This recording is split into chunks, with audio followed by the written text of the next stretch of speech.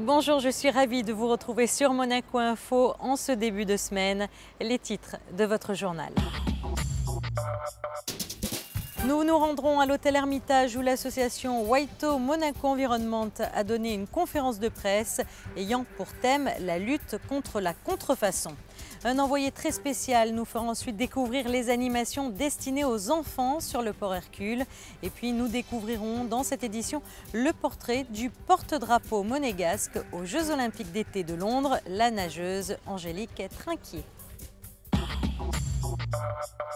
Une nouvelle association vient de voir le jour en principauté, l'association Waito Monaco Environnement. Son assemblée générale constitutive s'est tenue à l'hôtel Hermitage. Cette entité est l'un des centres régionaux de la Waito Foundation, dont l'objectif est de lutter contre la contrefaçon. Et les explications de Patricia Navarro. Waito, 5 lettres pour symboliser la lutte mondiale contre les trafics illicites. Fondée en 2010 en Suisse, la Fondation Waito souhaite apporter des réponses adaptées aux besoins des États, notamment pour lutter contre le développement de ce que l'on appelle le crime contrefaçon. On a en effet constaté au cours des dernières années une croissance inquiétante des produits contrefaits, porteurs d'un réel danger et de risques sanitaires graves pour les consommateurs. Sur l'ensemble des produits contrefaits, seulement 8% sont des produits de luxe.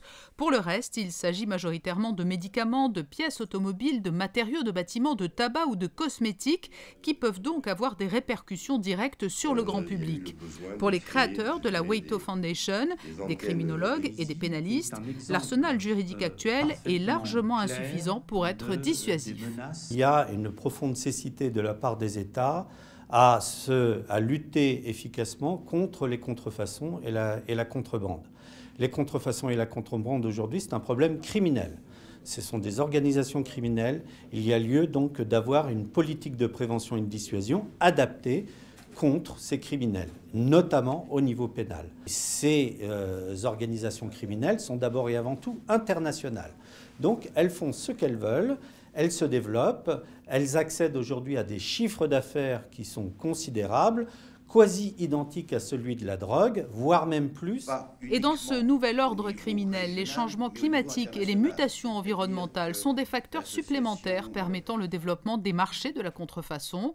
La Waito Foundation, qui compte déjà plusieurs centres régionaux à travers le monde, a tout naturellement choisi la principauté pour y installer un centre dédié à la lutte internationale contre la criminalisation de l'environnement. Le but de l'association, c'est que tous les atteintes à l'environnement qui portent atteinte à la santé humaine puissent être criminalisées. Parce que c'est un pan qui me semble manquer à l'action, je dirais, de l'environnement. Et quelle place meilleure que Monaco pour parler de cela, puisque depuis plus de 40-50 ans, les princes de Monaco ont défendu l'environnement alors que le mot n'existait pas encore. Premier objectif de l'association Waito Monaco, établir un rapport destiné à dresser un état des lieux des trafics illicites agroalimentaires au niveau international. Il devrait être présenté en juin prochain. On quitte le Carré d'Or pour se rendre sur le port Hercule qui a revêtu ses habits de lumière organisés chaque été par le service d'animation de la mairie. Le traditionnel parc de loisirs vient d'ouvrir ses portes sur le port Hercule. Des animations destinées aux enfants. Reportage. Si vous ne savez pas où emmener vos bouts de choux cet été, sachez que le port Hercule accueille pour les mois de juillet et d'août bon nombre d'attractions pour s'amuser en famille. Nous avons choisi de vous les faire découvrir avec un envoyé très spécial qui les a testés pour vous. Allez, c'est parti. Oui, il est sauté partout. Et je voulais faire un autre parce que celui-là, une téglicoyo. Les papillons! Les papillons! Les papillons! Les papillons! Allez, on y va! Ça s'appelle le Benji, on appelle ça le Benji. C'est en fait des trampolines auxquels on associe des élastiques. Donc on accroche les élastiques aux enfants, par le biais d'un harnais bien sûr. Et du coup ça leur permet de voler carrément plus haut qu'un trampoline normal.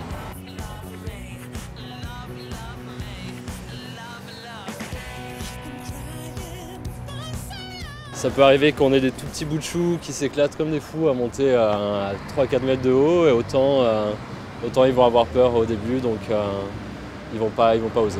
Elle fait de crocodile. Je vais te vieille. Nous récupérons notre petit papillon et nous filons juste à côté. Tu vas au boule? Oui. Allez, on te suit.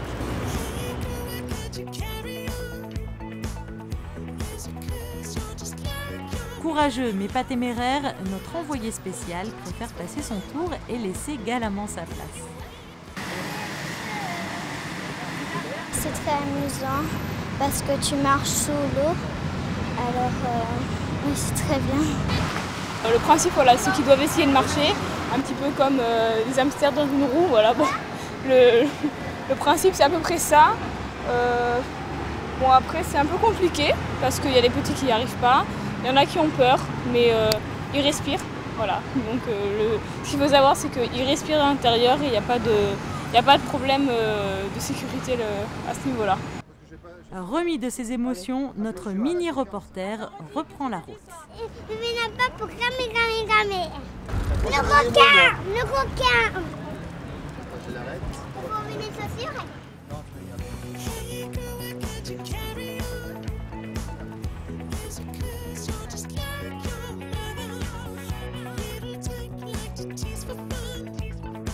Bon, tu vas où maintenant alors? À la pêche au canard. Allez, on te suit, allez, vas-y.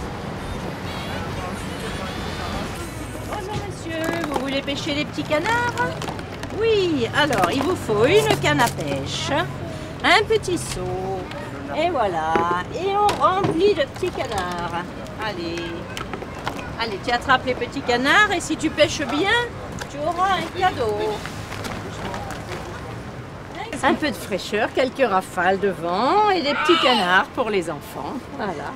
Alors qu'est-ce qui leur plaît vraiment dans cette attraction aux petits? Eh ben, c'est déjà l'appât d'attraper les petits canards. J'ai mis des petits bébés, alors des fois ils aiment bien pêcher la maman, les bébés, ils mettent dans leur seau, ça les rafraîchit, ils patouillent avec l'eau, voilà. Et après ben, ils ont le cadeau qui est très important aussi. Allez, on aime bien Spider-Man, alors on va sortir Spider-Man. Allez, les bulles de Spider-Man.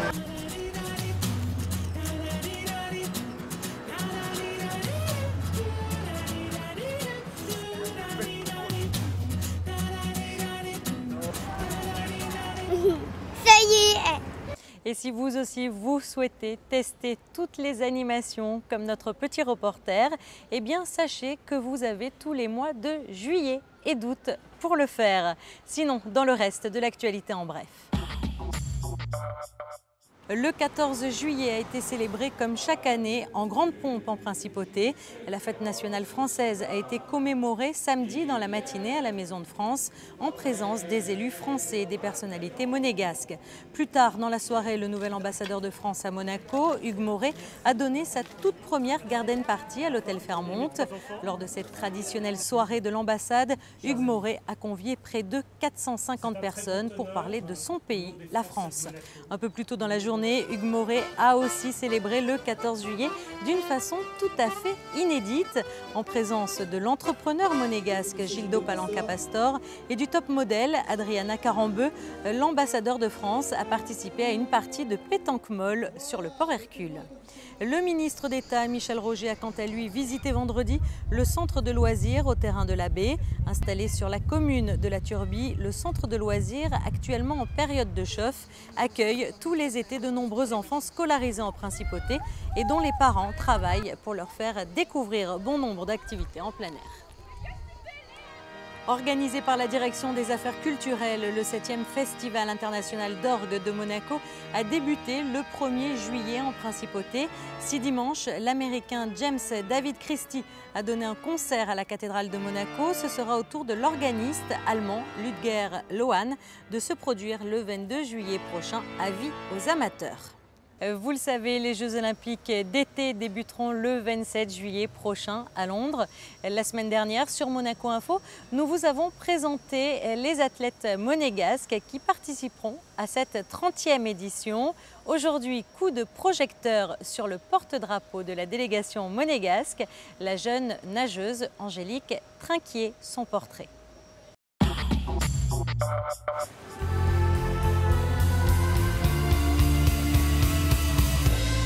Depuis son plus jeune âge, Angélique Trinquier multiplie les longueurs dans la piscine du stade Louis II.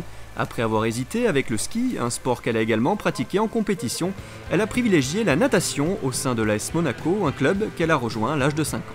À la base, c'est mes parents qui m'ont inscrite vraiment dans le but d'apprendre à nager, par sécurité, ne serait-ce que pour l'été. Et puis j'y suis restée et je suis arrivée dans l'équipe première avec M. Charpentier à l'âge d'environ 10-11 ans. Donc il y a déjà presque 10 ans. Et c'est vrai que ça me plaît. Attirée par les sports individuels, celle qui a pour modèle Laure Manodou aime se battre contre le chrono, contre soi-même et repousser ses limites. Et malgré son jeune âge, elle dispose déjà d'une belle expérience au haut niveau. Mes compétitions importantes ont commencé en 2005, si je ne me trompe pas, aux Jeux des Pistes d'Europe d'Andorre. J'ai également fait les Jeux des Pistes d'Europe de Monaco, puis de Chypre et l'an dernier de Liechtenstein. J'ai également eu la chance de participer aux championnats du monde de Rome et de Shanghai l'an dernier. Angélique Trinquier a débuté sa période d'affûtage, l'entraînement est moins intensif et plus basé sur la technique. Dans 15 jours, place aux Jeux Olympiques de Londres, la nageuse monégasque participera aux 100 mètres d'eau et espère battre son record personnel lors de cette grande compétition. C'est vrai que c'est une expérience extraordinaire de vivre ça en tant qu'athlète, surtout que c'est le rêve de tout athlète, donc c'est sûr que c'est un rêve et donc j'ai hâte d'y être. Son 100 mètres d'eau aura lieu au tout début des Jeux le 29 juillet et Angélique Trinquier restera ensuite supporter les autres athlètes de la délégation monégasque. Et puis sachez qu'à l'occasion des Jeux Olympiques d'été de Londres, la chaîne Monaco Channel, que vous pouvez retrouver sur le net et qui rediffuse entre autres les sujets de Monaco Info, vient d'ouvrir une toute nouvelle chaîne, Monaco London 2012. Il s'agit de la 21e chaîne de Monaco Channel et elle est dédiée à la participation des athlètes monégasques à ces JO. Alors je vous rappelle le site www.monacochanel.mc. Sinon, il est à présent temps de passer à la météo. Mardi, le temps sera au beau fixe, aucun nuage à l'horizon et des températures estivales. Comptez 20 degrés pour les minimales et 26 pour les maximales. Mercredi, pas de changement, toujours du soleil et des températures à la hausse. Jeudi, que vous dire d'autre à part qu'il fera toujours aussi beau et chaud. Et puis on terminera la semaine comme on l'a commencé avec un beau ciel bleu et des températures toujours aussi estivales. Ce journal est à présent terminé. Merci de l'avoir suivi. Alors après avoir présenté les nouvelles recrues et les nouveaux maillots de l'AS Monaco, je vous propose à présent que l'on se quitte avec le clip qui présente les ambitions de l'AS Monaco pour la saison 2012-2013. Salut!